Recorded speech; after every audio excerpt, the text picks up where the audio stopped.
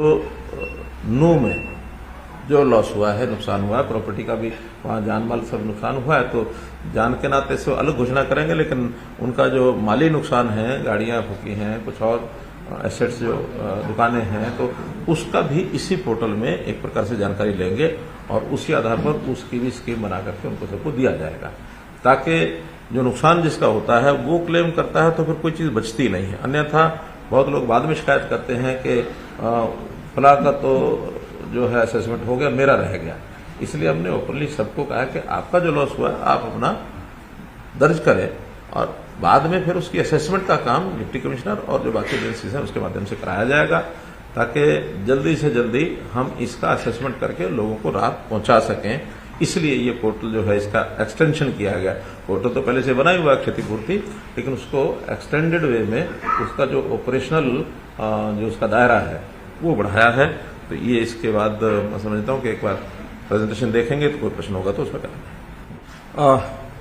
मित्रों, जैसा ये क्षतिपूर्ति का विषय है, पहला जैसे मैंने बताया किसानों वाले से हम शुरू करते हैं। तो जो हमने पोर्टल जिस दिन शुरू किया था उस दिन, क्योंकि उस दिन से वो भरने लग गए थे, तो 1 महीने का समय उस समय दिया गया था। तो वो 18 अगस्त तक अपनी जो भी क्लेम है किसान की जो फसल खराब हुई बाढ़ के कारण से, वो उसमें भर पाएंगे और उसके बाद फिर उसका असेसमेंट करके उनको पैसा दिया जाएगा। जो बाकी सब है, वैसे तो 3 दिन से 4 दिन से इसकी जानकारी हमने लोगों को दे दी थी, तो बहुत से क्लेम इसमें बिना लॉन्च किए भी भरे जा चुके हैं, लेकिन आज इसको विधिवत लॉन्च कर रहे हैं और इसमें कोई समय हमने रखना है। तो जो वो वाला है सर फसल वाला, वो तो आपने 18 अगस्त के लिए बोला, हाँ, तो वही समय रहने देते हैं। हाँ ठीक है, तो 18 में भी आज अभी समय पर्याप्त है और मैं समझता हूं कि जो इस समय तक घटनाक्रम है उसके लॉस की जानकारी सबको अपनी है ही, और वो इसमें 18 अगस्त ही इसके लिए रखते हैं, ताकि आज 2 तारीख है तो 16 दिन का समय और मिल जाएगा। फिर इसके बाद उनका सबका आकलन करके उनको दे दिया जाएगा। इसके बाद जो हमने इसकी हर्जाने की राशि तय की है उसकी एक परसेंटेज जो हमने आपके माध्यम से लोगों को जो बतानी है, उसमें 2 प्रकार का है। तो मूवेबल प्रॉपर्टी है, इमूवेबल प्रॉपर्टी है। मूवेबल प्रॉपर्टी यानी मकान यानी बिल्डिंग को छोड़ करके बाकी लगभग सारी इमूवेबल रहती है, मूवेबल रहती है। मकान है वो इमूवेबल है।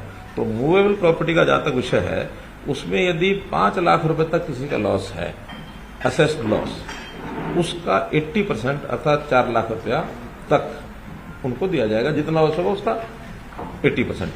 5 से 10 लाख तक 70%, 10 लाख से 20 लाख तक 60%, 20 लाख से 50 लाख तक 40%, जो एडिशनल है उसका ये जाता जाएगा। और 50 लाख से 1 करोड़ रुपए तक 30%, 1 करोड़ से 1.5 करोड़ रुपए तक 20%, और ये सब मान लो 1.5 करोड़ तक भी हो जाता है, इससे ऊपर भी होता है, तो एक अपर कैप लगाइए कि टोटल 50 लाख तक, और ये कंपनसेशन जो है इस लॉस का मिलेगा। इससे ऊपर मैं मान के चलता हूं जो इससे बड़े जो भी लोग होते हैं सामान्यतया सब लोग अपना इंश्योरेंस कराते हैं। ये तो उस इवेंचुअलिटी में है जिसने इंश्योरेंस ही नहीं कराया है, ताकि ऐसे समय पर उनको भी एक मरहम जो है वो लग सके। तो यानी 1 रुपए से लेकर 50 लाख तक का लॉस इस परसेंटेज के हिसाब से लगभग 1.5 करोड़ तक के नुकसान के लोगों को ये लाभ उसी हिसाब से इंक्रीज होता जाएगा। 1.5 करोड़ से ऊपर का है तो 50 लाख उसकी फिक्स राशि है। ये तो है मूवेबल प्रॉपर्टीज।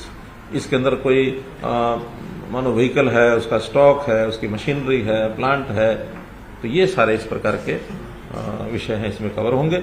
और जो बिल्डिंग्स हैं अर्थात जो इमूवेबल प्रॉपर्टी है, उसमें पहले से हमारी एक योजना चल रही है और उसी के अंतर्गत अगर 1 लाख तक का है तो वो कंप्लीट 100% देंगे, 1 से 2 लाख 75%, 2 से 3 लाख 60%, 3 से 5 लाख 50%, 5 से 7 लाख 40% और 7 से 25 लाख तक 30%, और इसको भी कैप किया है 25 लाख पर कि मैक्सिमम किसी बिल्डिंग का अगर कोई लॉस होता है, मानो उसमें क्रैक आया है, उसमें कोई फर्श टूट गया, उसमें दीवार गिर गई, उसमें टोटल भी गिर गई, तो भी मैक्सिमम 25 लाख रुपए तक का उसका लॉस ये हमने इसमें कवर किया है।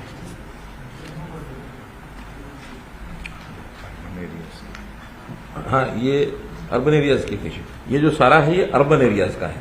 जो ग्रामीण क्षेत्र का है वो हमारा जो डिजास्टर फंड है उसकी स्कीम वो अलग से है, उसकी स्कीम है तो बताएंगे। जी है, आपको नेशनल स्कीम है, वो भी आपको बता देते हैं। उसमें जैसे पशुवाद या घर की कच्चा के पक्का वो अपर सीलिंग से फिक्शन में मिलते हैं। हाँ, उसका शायद 1,20,000 रुपया मकान का। हाउस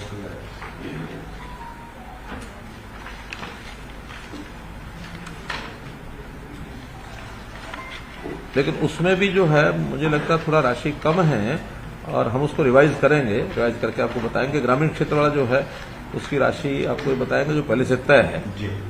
लेकिन वो मैंने एक बार देखा है, उसमें कुछ मुझे जी, कम आपने लगे। कहा था कि आप बताना चाहते हैं। हाँ। जो घर का है फुल्ली डैमेज हाउस 1,20,000 पर हाउस, और अगर पार्शियली डैमेज हाउस है जहां पे कम से कम 15% नुकसान हुआ है तो 10,000 रुपये प्रति घर पक्के के लिए, और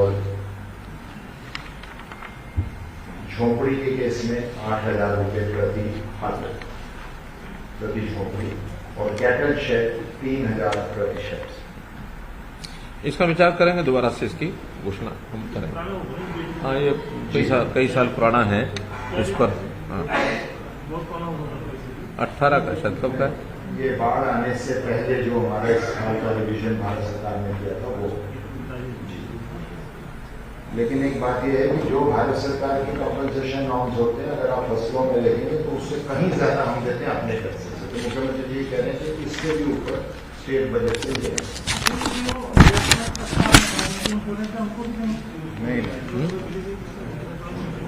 नहीं, सर ने स्पष्ट किया कि इंश्योरेंस के बाहर उससे बाहर जिसका इंश्योरेंस किन्हीं कारणों से नहीं कराया गया।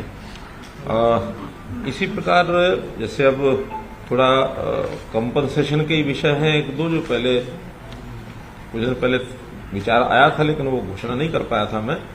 जो कावड़िए जो हैं जिनका भी शिवरात्रि शायद 18 या 20 तारीख को थी जुलाई में जी, उससे पहले कुछ कावड़ियाज की डेथ हुई है एक्सीडेंट में, जो भी कुछ कारण रहे।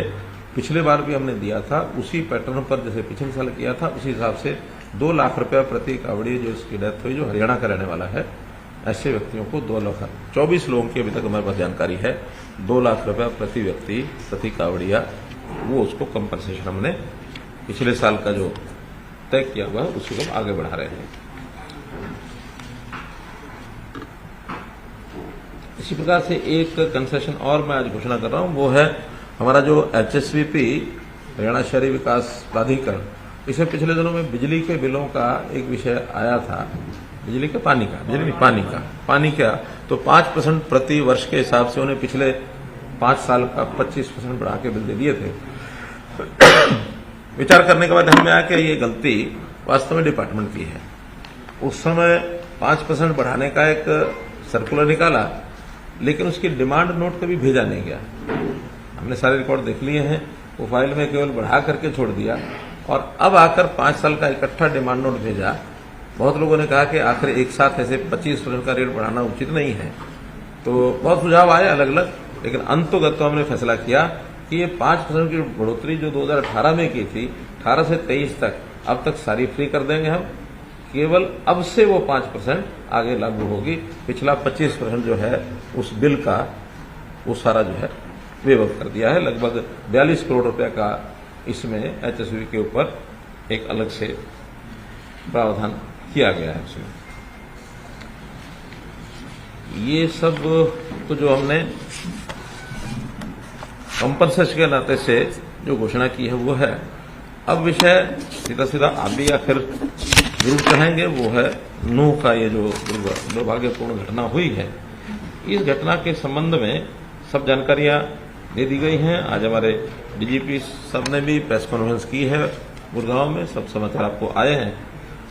उसमें मैं इतना ही कहूंगा कि इसके बाद शांति बनी रहे और किसी प्रकार की जो चीज है वो अनदेखी न जाए, तो हमने उसके सारे जो इंतजाम किए हैं अभी तक, जैसा मैंने बताया कि 20 कंपनीज पैरामिलिट्री की हमने बुलाई हैं, जिसमें से 14 कंपनीज नूह जिले में, 3 कंपनीज पलवल में, 2 गुरुग्राम में और 1 फरीदाबाद में। 4 कंपनीज की डिमांड आज हमने और की है बाहर के स्थानों के लिए, ताकि एक सावधानी के लिए एक क्योंकि कोई घटनाएं छुटपुट किसी न किसी स्थान पर जो होती रही हैं, तो वहां सबको ध्यान रखा जाए, कोई ऐसी अनलॉफुल एक्टिविटी कोई ना कर सके और ये आगे कोई इस वातावरण में शांति बनी रहे। आज दिन भर में भी कई जगह की गैदरिंग, कई तरह के ज्ञापन ये सब दिए गए हैं, लेकिन सभी जगह पर शांतिपूर्वक सारा विषय लगभग सबके ज्ञापन जो है वो हो चुके हैं। किसी ने डीसी ऑफिस जाके दिया होगा, कहीं किसी ने गैदरिंग की होगी, ये सारे विषय जो है वो समाप्त हो गए हैं। 6 लोगों की, जैसे मैंने बताया आज सुबह भी, कि उनकी डेथ रिपोर्टेड है। 2 उसमें पुलिस के लोग हैं, 4 उसमें सिविलियंस हैं। अभी तक 116 लोगों को अरेस्ट किया गया है और 90 इसके अतिरिक्त और डिटेन किए गए हैं।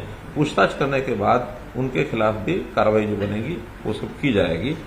और इसके बाद ये सारा जो विषय आया है, इसके पीछे किसका हाथ है, कैसे शुरू हुआ, इन सब बातों के ऊपर भी प्रोसेस चल रही है। उस सारी प्रोसेस में कोई भी दोषी है उसको बख्शा नहीं जाएगा। ये सारी योजना हमारी इसमें बनी है। आगे के लिए कुछ चीजें हमने जो और तय की हैं, उसमें एक ये तय किया है कि एक IRB की बटालियन नूह जिले में ही स्थापित की जाएगी।